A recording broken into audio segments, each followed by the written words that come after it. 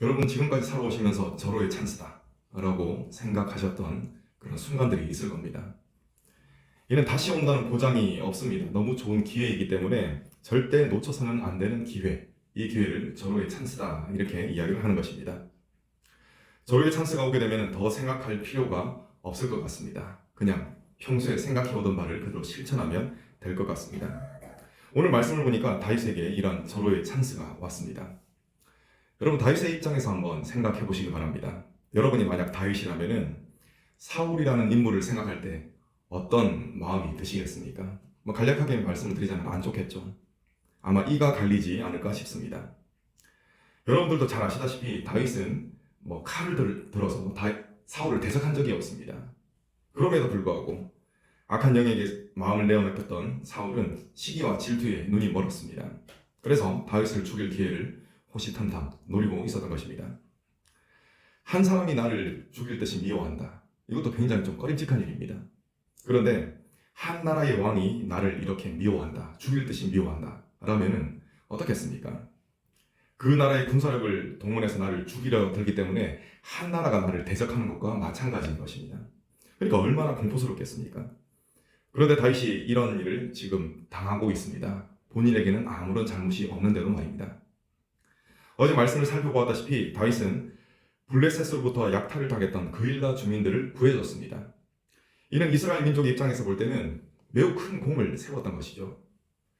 그런데 사울은 이것을 정말 다윗에게 감사를 해야 할 그런 부분인데 사울은 이것을 다윗을 죽일 기회로 삼았습니다. 아, 다윗이 거기 있구나. 죽여야 되겠다. 이렇게 한다는 것입니다. 여러분 또 생각을 해보시기 바랍니다. 그일라 주민들의 입장에서 볼 때는 다윗은 어떤 사람입니까? 생명의 은인이죠. 자신들의 재산과 생명을 구해줬던 사람이 다윗입니다. 그런데 그럼에도 불구하고 그들은 다윗을 배신합니다. 그일라 주민들이 참 못됐다라는 생각 저는 해봤습니다. 말씀을 읽으면서 해봤습니다. 그런데 여러분 그들의 입장도 이해가 됩니다. 사울이 어떤 행동을 했습니까? 노베에 있는 그 제사장들, 다윗을 도와줬다는 이유로 그곳에 있는 제사장들을 다 죽였던 인물이 사울입니다. 바르는 말이 천리를 그지 않습니까? 그일라 주민들도 그 사실을 알 겁니다. 야, 자칫하면 우리들도 죽을 수가 있겠구나.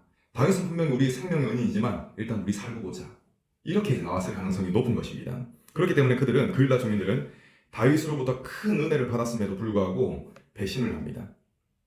하나님께서는 이처럼 그일라 주민들이 배신할 것이다, 다윗을 내어줄 것이다 라는 사실을 미리 다윗에게 말씀을 해주셨습니다. 그래서 다윗은 자신을 따르는 사람들을 데리고 마온 한무지로 대피를 하게 됩니다. 그리고 사울은 그를 뒤쫓습니다. 사울이 다윗을 잡으려는 절체절명의 순간이 닥쳐왔습니다. 그때 사울의 뒤에 블레셋 민족이 쳐들어왔다, 다른 어떤 곳에 쳐들어왔다 라는 그런 소식이 들려오게 됩니다. 블레셋은 굉장히 강력한 전투민족이죠. 그래서 그곳이 쑥대밭이 될 것이 뻔한 겁니다. 그리고 전략적인 요충지였던 것 같습니다. 그래서 사울은 급히 그 침공 소식을 듣고 군대를 돌리게 되었습니다. 이것은 보면 그냥 우연히 일어난 것이 아니라 하나님이 역사하신 것입니다. 여러분 이쯤 되면은 다윗의 마음속에 어떠한 생각이 간절하게 생기겠습니까? 사울을 반드시 타도해야 되겠다, 이런 생각이 생길 것입니다. 간절한 바람입니다. 사울 타도. 다윗은 자신을 따르는 사람들과 함께 이제 엔게디 광야에 머무르고 있었습니다. 어떤 시대에나 권력자의 환심을 사려는 자들이 있습니다. 그곳에도 그런 사람이 있었던 것 같습니다. 딱 보니까 다윗이 부하들과 그곳에 머물고 있거든요.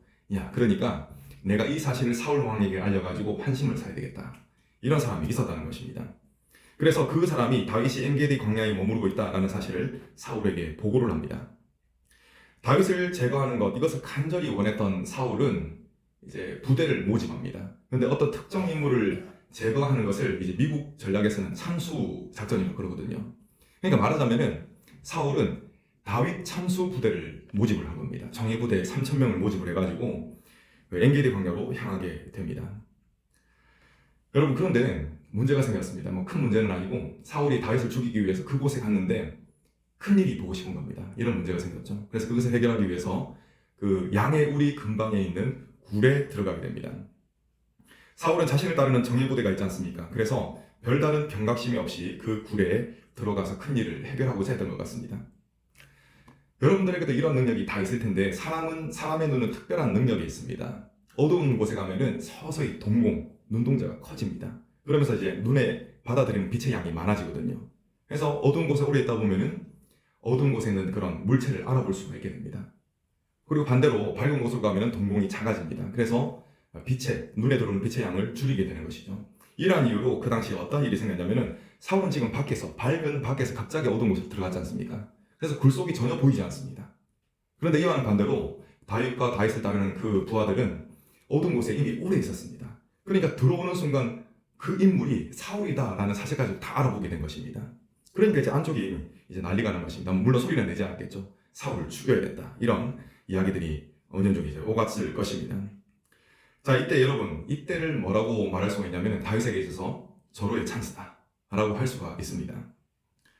다윗의 부하들은 직감적으로 이때가 절호의 찬스다 라는 것을 깨달았습니다. 그래서 이렇게 이야기를 합니다. 24장 4절 말씀 여러분 읽어주시겠습니다. 4절 시작.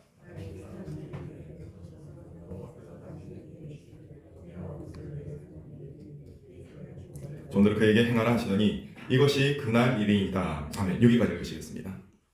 여러분, 다윗의 부하들이 뭐라고 이야기했습니까? 여호와께서 원수를 넘겨줬습니다. 그러니까 죽이십시오. 이렇게 이야기하는 것입니다. 다윗은 사울이 자신에게 행했던 악행들을 생각하면 치가 떨렸을 것입니다. 때문에 사울을 타도하고자 하는 마음이 불끈불끈 솟아오르기도 했습니다. 지금이 그러한 상황입니다. 하지만 다윗은 사울에게 다가가 그를 죽이는 대신에 사울의 겉옷자락을 가만히 베어냅니다. 다윗은 자기 사람들에게 사울을 해치는 것을 금했습니다. 이로 인해서 사울은 무사히 큰 일을 끝낼 수가 있었고 그리고 굴 밖으로 나가게 됩니다. 인간적인 시각으로 봤을 때 어떻습니까? 다윗은 절호의 찬스를 놓쳐버린 것입니다. 사울이 군대를 이끌고 다윗을 뒤쫓으려고 이동할 때 이제 이동을 시작할 때 다윗이 굴 밖으로 그때서야 나갑니다. 나가서 사울을 부릅니다. 그리고 사울을 향해 절을 하죠. 그리고 여차저차 여러분 다 읽으셨던 말씀처럼 이야기를 합니다. 요약을 하자면 이렇습니다. 여호와 하나님께서 사울 왕을 자기 손에 붙이셨지만 자신은 기름 부음을 받은 왕을 해할 수가 없습니다. 이렇게 이야기를 합니다. 그리고 나서 무엇을 보여주냐면은 옷자락을 베어냈지 않습니까? 이 옷자락을 보여줍니다. 그래서 사울은 정말 다윗이 나를 죽일 수 있음에도 불구하고 죽이지 않았구나 라는 사실을 깨닫게 됩니다. 여러분, 이 모습을 봤던 이 사울이 얼마나 부끄러웠겠습니까? 사울은 부끄러운 마음을 안고 결국은 군대를 돌려 집으로 향하게 됩니다. 오늘 본문 속 사건을 놓고 생각을 좀 해보겠습니다.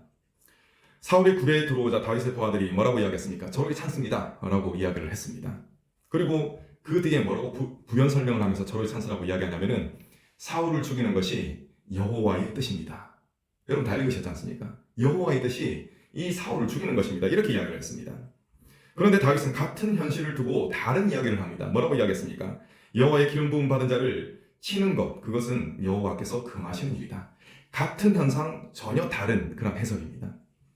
한쪽은 사울을 죽여야 된다. 그것이 여호와의 뜻이다 라고 말하고 있고 한쪽은 사울을 죽이는 것이 여호와의 뜻이 아니다 라고 말을 하고 있는 것입니다. 여러분, 말하는 바가 너무나 180도 다르지 않습니까? 그렇다면 왜 같은 현상을 보고 이처럼 다른 해석을 하게 되었을까요? 저는 이것을 무엇을 중심으로 두고 있느냐에 따른 차이라고 봅니다. 다윗의 부하들은 자기 중심적으로 생각을 했던 것입니다. 평소에 어떤 생각을 해왔습니까? 사울 타도, 꿈에도 소원은 사울을 타도한 것이다. 이런 생각을 하고 있었습니다. 그래서 사울을 제거할 기회가 온다면 두 번 생각할 필요도 없다는 겁니다. 하나님께 물어볼 필요도 없이 이건 하나님 뜻이라는 겁니다. 그런데 다윗은 하나님 중심으로 생각하는 자였습니다. 여러분, 다윗이라고 해서 왜 사울이 안 믿겠습니까? 사울이 믿죠. 솔직히 말하자면 거기 있는 사람들 가운데 사울을 가장 미워해야 마땅할 사람이 바로 다윗입니다. 그런데 다윗은 하나님 중심으로 생각을 했습니다. 다윗이 칼을 들고 사울에게 다가갔을 때에도 그리고 그 가까이 다가간 상황 속에서도 그는 어떤 고민을 하냐면 하나님의 뜻이 과연 무엇인가 라는 고민을 했다는 것입니다. 그 찰나의 순간에 그런 고민을 했다는 것입니다. 이 칼을 사울의 목으로 향하게 하는 것이 하나님의 뜻인지 아니면 다른 것이 하나님의 뜻인지 그것을 고민했다라는 것입니다. 그 결과 다윗은 어떻게 합니까? 결국 기름 부음 받았던 사울을 해하지 않는 결정을 내리게 되는 것입니다. 다윗이 사울을 죽이는 것은 어찌 보면 당연한 결정일지도 모릅니다. 여기 계신 분들, 저를 포함한 여러분들도 그런 상황에 이른다면 분명히 사울을 해하는, 제거하는 결정을 내렸을 확률이 높다. 저는 그렇게 보고 있습니다. 그런데 그 순간에도 다윗은 하나님의 뜻이 무엇인지를 진지하게 물었던 것이죠. 그것이 바로 다윗의 탁월한 점입니다. 우리들이 살아가면서 맞닥뜨리는 당연한 순간들이 있을 것입니다. 너무나 당연하기 때문에 실수를 많이 합니다. 그 실수가 무엇이냐면은 기도를 하지 않는 것입니다.